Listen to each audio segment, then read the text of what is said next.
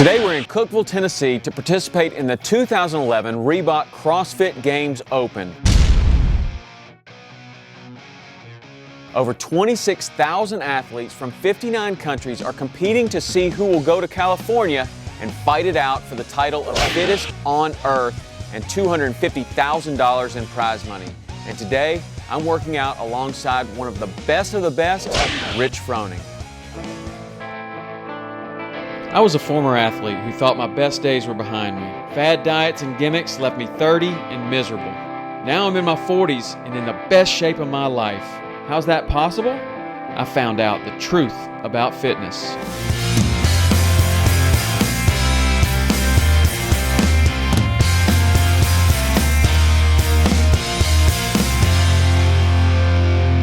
Fitness Truth is presented by Reverie. Judges ready. And then 5, 4, 3, 2, 1, go.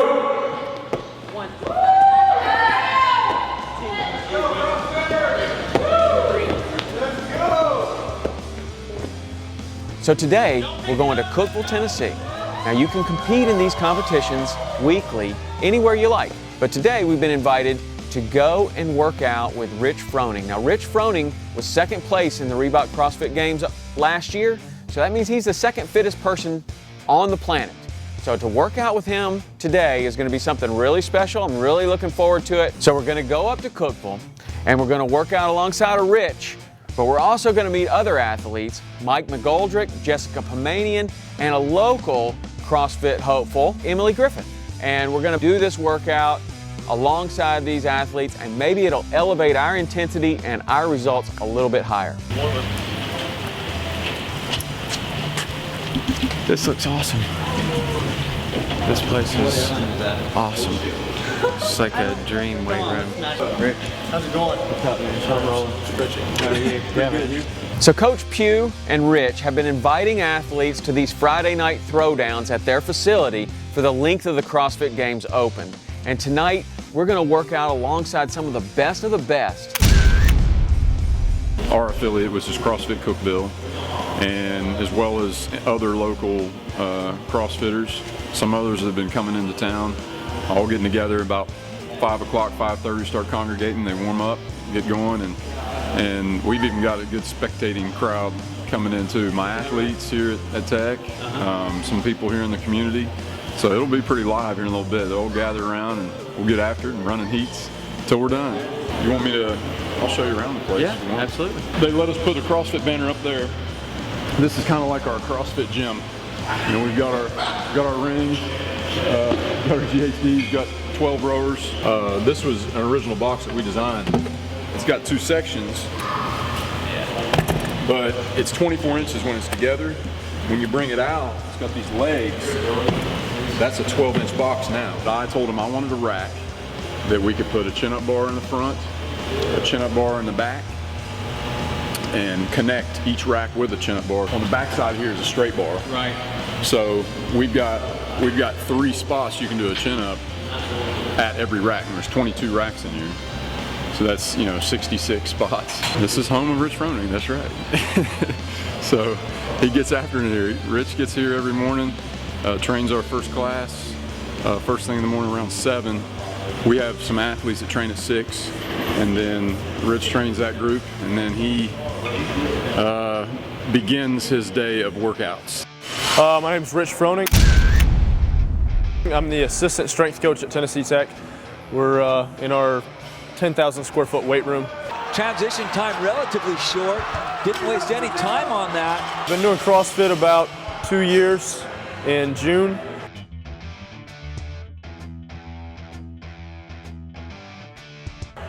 Started doing it, actually the head strength coach here taught a class called Training for Performance, and I was an exercise science major, so I was taking the class.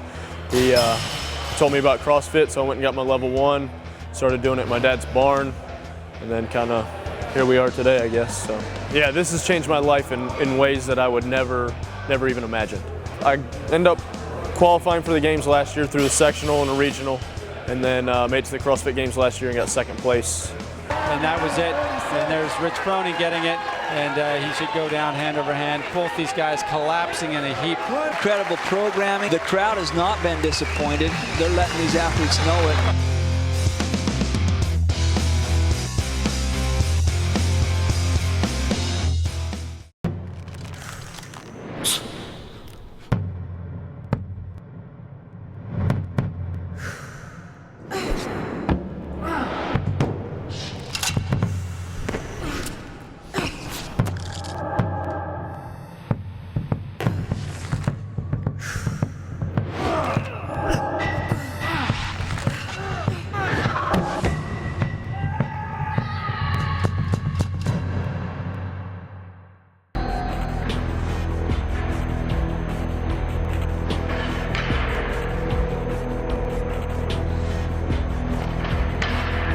I definitely noticed a difference with Progenics. The biggest things I noticed was, one, I wasn't quite as sore the next day, and I just felt more fresh for the next workout.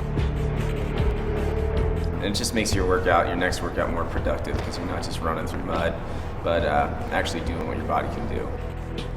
I'm Chris Spieler, and I am Progenics. Like Fitness Truth on Facebook to see our daily workouts, great articles and photos. Post your own scores and chart your progress so that we can cheer you on as you reach your goals. It's not just another Facebook page, it's a lifestyle.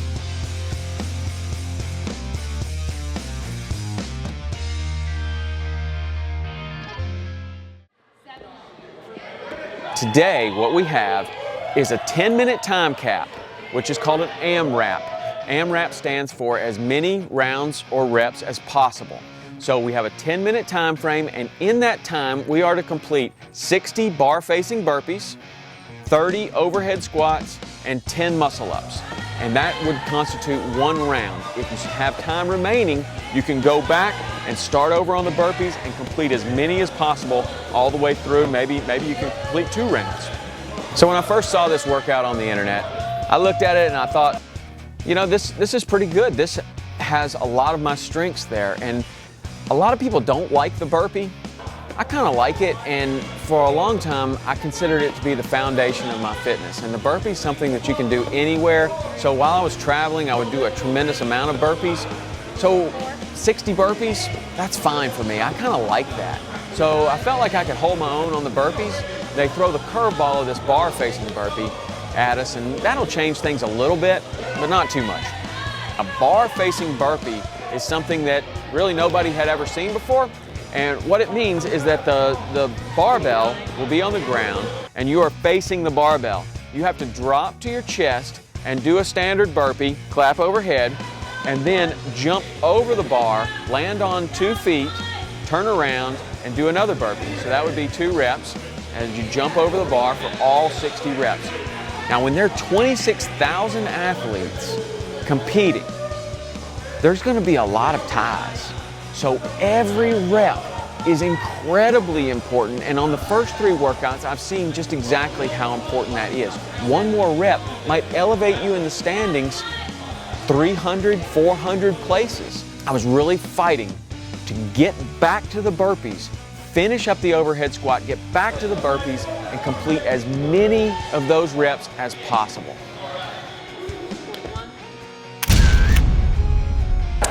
Mike McGoldrick from CrossFit Memphis, Team Faction.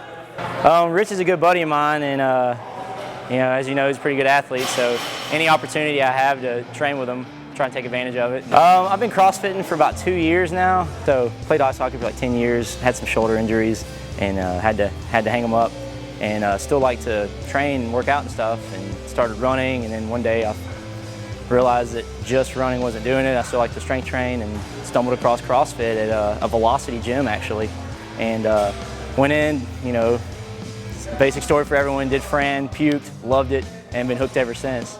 I coach on Saturdays, only 1 day a week, and occasionally throughout the week, but that's not my career. Last year I placed 3rd at our sectional in the Tennessee, Alabama, Mississippi, and placed 17th at the Southeast Regional. It's scalable upon all levels.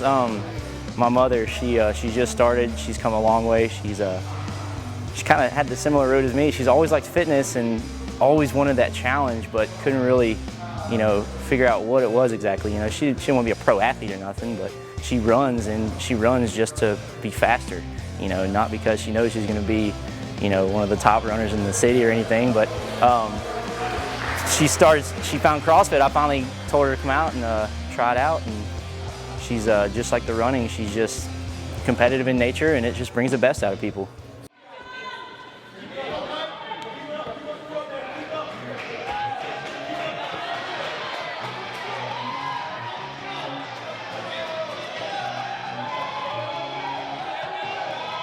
So I really felt like, you know, I was going to be able to hold my own, and as it turned out, I was able to stay with Rich Froning right up into the 50s of the burpees, and then he kind of slipped ahead.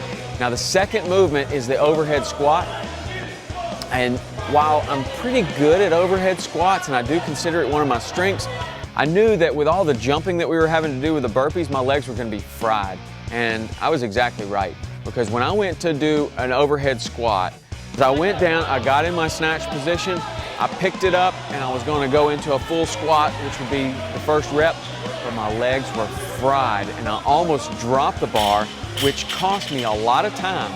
At the same time, Rich Froning goes right into his full squat snatch, and then starts turning out these overhead squats one after another and finishes unbroken. He got well ahead of all of us on that movement because he is so strong. So while Rich is powering through the overhead squat, I'm struggling. The first rep was really hard for me. I got stuck in the bottom, I get up to the top, and then I start to complete the overhead squats. I'm feeling a little bit better, I'm getting my balance and coordination back, my legs are feeling a little bit better, but I was right on the gray area. As I was going down and descending, the rules stated that your hip needed to pass below your knee as you're in the overhead squat position for a good rep. Now, we all have judges, and I had a judge right next to me watching very closely to see that my hip was going below my knee. And, you know, while I was trying my hardest, there were a couple of times where I got called for a no rep.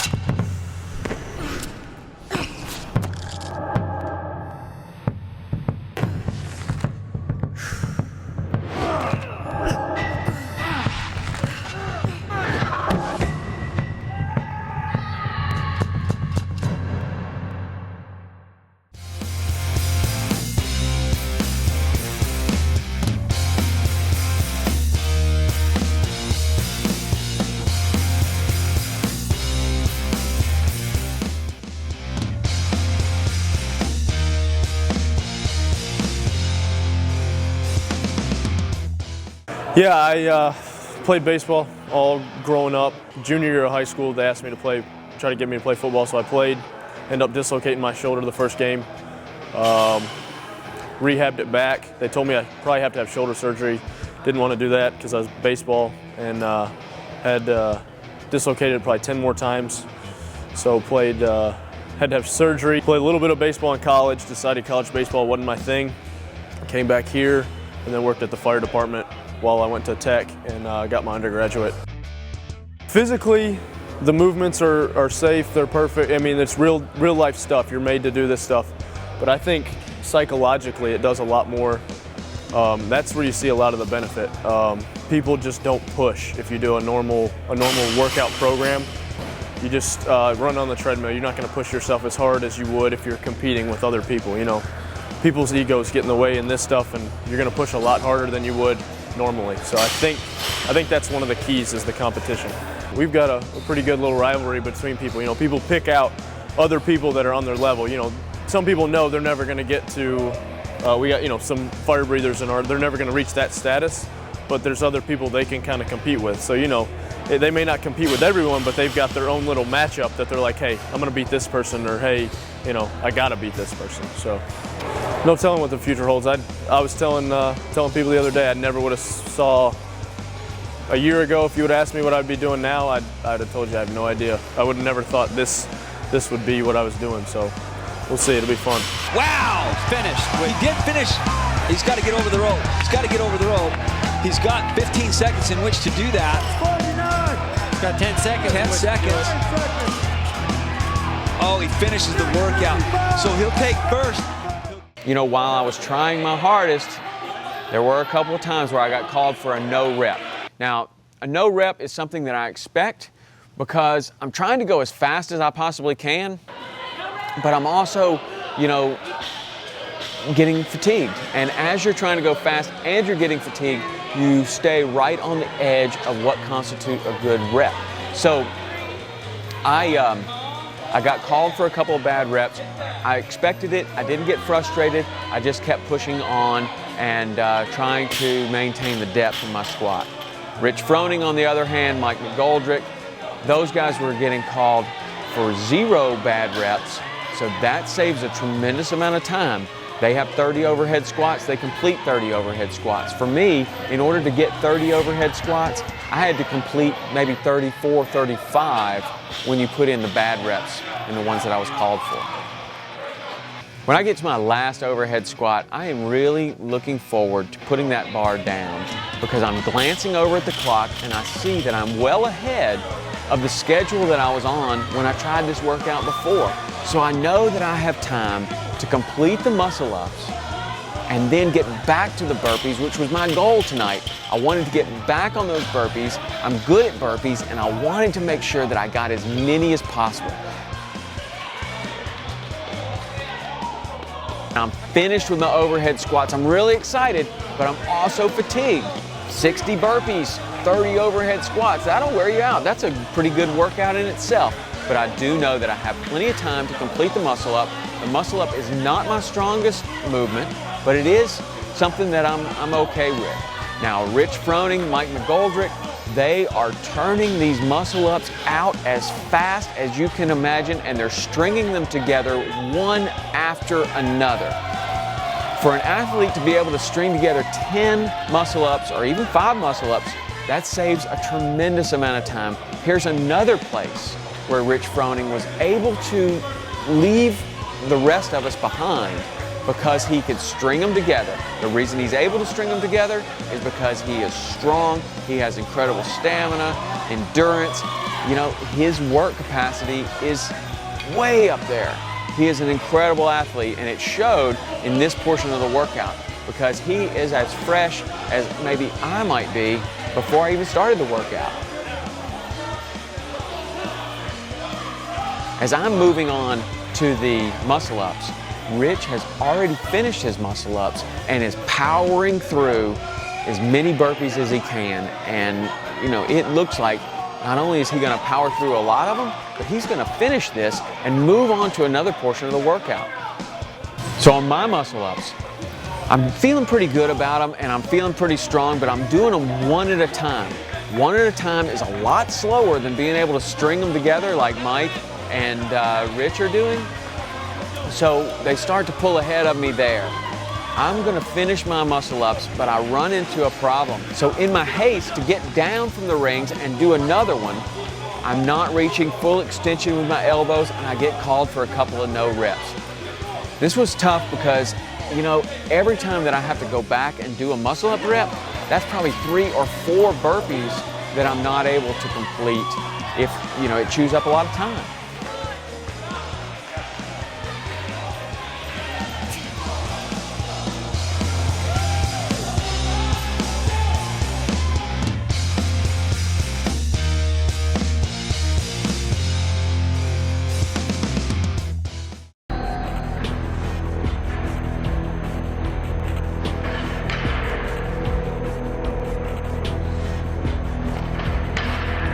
I definitely noticed a difference with Progenics. The biggest things I noticed was, one, I wasn't quite as sore the next day, and I just felt more fresh for the next workout.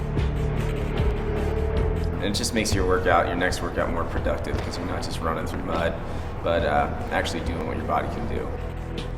I'm Chris Spieler, and I am Progenics.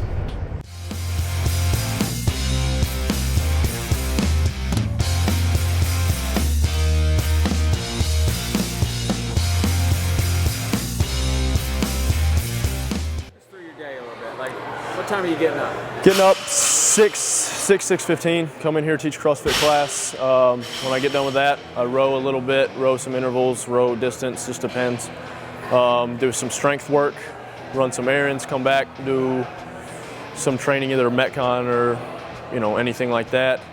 And then evening, some skill work practice, maybe another Metcon, maybe a mixture of both. So pretty high volume, but. So what time are you getting home? I get home probably 7, 8 o'clock. I think sometimes I lack eating enough calories. I try to eat a lot of paleo kits just because it's they're easy to have. A lot of beef jerky, a lot of tuna, stuff like that. It's just real hard to eat throughout the day, to be honest. Paleo. It's not paleo, it's not zone, it's more of a eat clean, try to balance out, minimize the excess sugars. Try to stay away from as much processed stuff as you can. Shop around the outside of the grocery store, like most people say. Organic, I don't really eat much organic just because it's expensive and I'm on a tighter budget, but eat meats, vegetables, some fruit, the CrossFit motto. So, meats, vegetables, nuts, seeds, some fruit, little starch, no sugar. Enjoying those videos. Hey, thanks. You did a good job on that. We do the sectional WOD every weekend at our gym, regardless of who's competing or not. So that's what's great about it is you're always competing against yourself, not necessarily getting on the board and looking at the top times.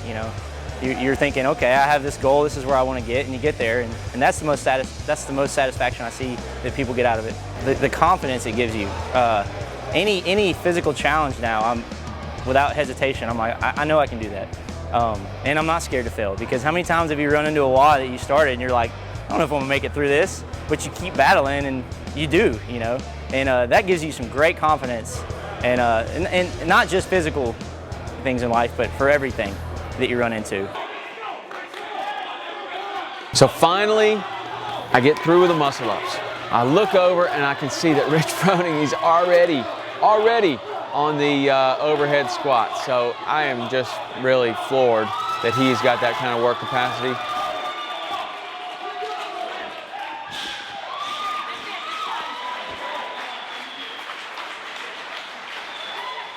So at the end, I completed 14 burpees. So that was one full round and 14 burpees. I know that each one of those burpees elevated me several hundred places in the CrossFit Open, and I'm hoping that I'm able to, place well in this. I felt good about my performance, despite where it's going to leave me on the board. It was fun. I got to hang out with Rich Froning, Mike McGoldrick, Jessica Pomanian. The CrossFit community is really amazing that way, that athletes of every skill level really have a lot of common interest. And as I get to meet these guys, and they're just great guys, they're willing to help, they're fun to hang out with, and getting to see what they can accomplish is really amazing. Rich, good. I got 12 burpees. Atta boy. 60 burpees, 7 overhead squats. Yeah. Awesome. Good job, man. Burpees just make you dizzy. Did you do them? Did you rest at all, or just straight? Straight. I mean, I went unbroken on the overhead squats. Didn't rest on any of the burpees. I mean, didn't go fast, but I went decent pace. I looked down there. I think I was on 56, and you were just picking up the bar. And I felt like I knew that if I was on that pace, I was doing good. Yeah. Because the first time I went out way too fast. Yeah. 15 reps, 15 reps, 15 reps. Those burpees, you don't gain any speed on them. Right. That's the thing. And there's not. It's a pleasure to work out with you. You too, brother. Like I said, come by. Hey, in Chattanooga, same way.